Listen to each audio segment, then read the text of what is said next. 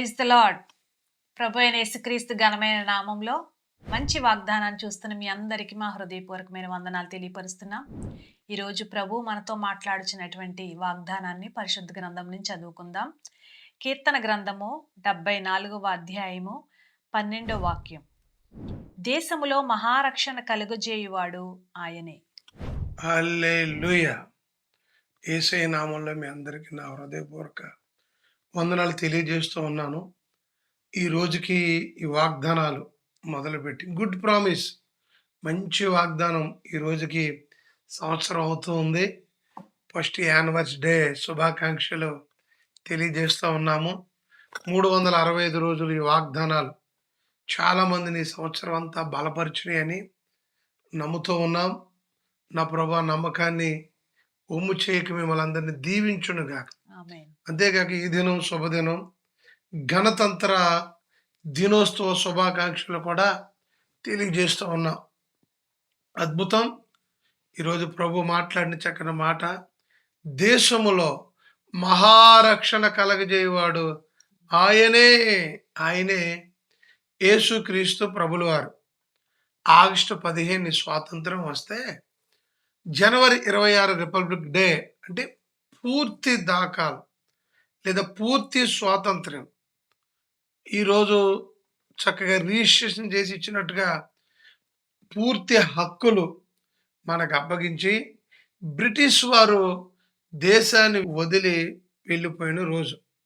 మంచిది, వాళ్ళని తమిరేం కానీ నిజమైన మహారక్షణ దేశంలో ఉందా అని ఆలోచించి చూస్తే సరిగ్గా లేదనే కనబడుతుంది.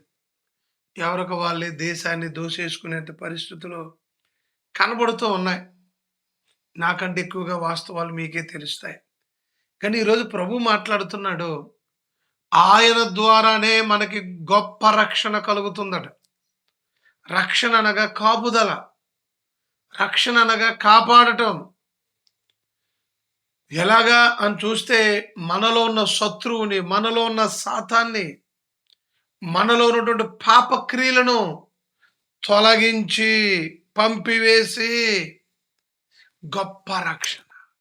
ఈ రోజుల్లో ఏ వ్యక్తికి ఆ వ్యక్తి జీవితంలో చూస్తే పాపము, శాపము అలవాట్లతో మారి జీవితాలు నాశనం చేసుకుంటూ ఉన్నారు. చాలామంది చనిపోతూ ఉన్నారు ఆత్మహత్యలు చేసుకుని, మాకు రక్షణ లేదని.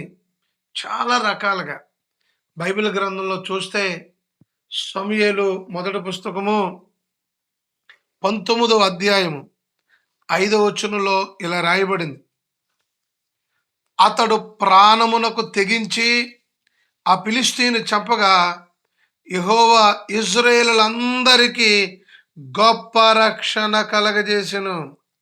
అది నీవే చూచి సంతోషించిదివి కదా. హల్లెలూయా. ఇశ్రాయేలీల దేశంలో కూడా వాళ్ళకి సరైన స్వాతంత్రం లేక భయప్రీతులతో శత్రువు అయిన ఫిలిష్తీయులు చేతిలో హతమైపోయిన పరిస్థితి వచ్చింది. ఆ టైంలో దావీదు ఆ ఫిలిష్తీయుని ఎదుర్కొని భయప్రీతులతో ఉన్నటువంటి ఇశ్రాయేలీల ప్రజలకి మహారక్షణ యెహోవాయే కలగజేసాడట. ఈ రోజుల్లో కూడా నీ కుటుంబంలో సరైన రక్షణ లేదా? భయప్రీతులతో ఉన్నారా?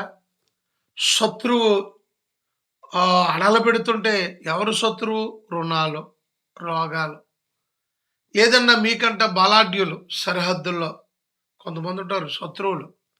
వాళ్ళు చాలా టార్చర్ పెడుతూ ఉంటారు, భయపెడుతూ ఉంటారు. వాళ్ళు ఫోన్ వస్తే చాలు కంగారు పడిపోతూ ఉంటాం. అటువంటి పరిస్థితుల్లో మీరున్నారా? ఈరోజు దేవుడు మీకు గొప్ప రక్షణ కలగజేస్తున్నాడు. అక్కడ దావీదు గురించి రాయబడి ప్రాణమునకు తెగించి ఫిలిష్తీయుని జయించాడట. దావీదుకు నమూనా యేసుక్రీస్తు ప్రభుల వారు కనబడుతున్నాడు. అక్కడ ప్రాణానికి తెగించని రాయబడింది. కానీ నూతన నిబంధనలు చూస్తే మనకు రక్షణ కలగజేయడానికి యేసుక్రీస్తు ప్రభుల వారు ప్రాణాన్ని పెట్టేశాడు. ఆయన ప్రాణ త్యాగం చేశాడు. ఆ రక్తములో ఎవరైతే కడగబడతారో వాళ్ళకి గొప్ప రక్షణ కలుగుతుంది. హెబ్రీ 2వ అధ్యాయంలో రాయబడిన మాట, ఇంత గొప్ప రక్షణ నిర్లక్ష్యము చేసినలా ఎలాగ తప్పించుకుందువు అంటే, తప్పించుకుంటాం అంటే నరకము నుండి. ఆ శత్రువు చేతిలో నుంచి తప్పించుకోవాలని పరిస్థితిలో ఉన్నారు ప్రజలు. ఈరోజు యేసయ్య నీతో మాట్లాడుతున్నాడు. ఈరోజు మంచి వాగ్దానం ఏంటంటే, దేశములో మహారక్షణ కలగజేయవాడు, నీకు గొప్ప రక్షణ కలగజేయవాడు యేసుక్రీస్తు ప్రభులవారు. ఆయన దగ్గరికొస్తే, ఆయన మాట వింటే ఇప్పుడే గొప్ప రక్షణ ఇవ్వబోతున్నాడు. ఆ యేసయ్య నీ కోసం ప్రాణం పెట్టాడు. నీకు రక్షణ ఇవ్వడానికి ఆయన ప్రాణం పెట్టాడు. ఇప్పటికే ఎంతో మంది రక్షణ పొందారు, బాప్తిసాలు పొందారు. నరకము నుంచి రక్షించబడ్డారు. సాతాను చేతిలోంచి రక్షించబడ్డారు. పాపము శాప నుంచి రక్షించబడ్డారు. రోగాల బారి నుంచి రక్షించబడ్డారు. ఎన్నో పరిశత్రువుల చేతుల్లోంచి రక్షించబడ్డారు. నీవు కూడా ఈరోజు రక్షించబడాలి. ఎస్, నీవు నీ కుటుంబం రక్షించబడాలి.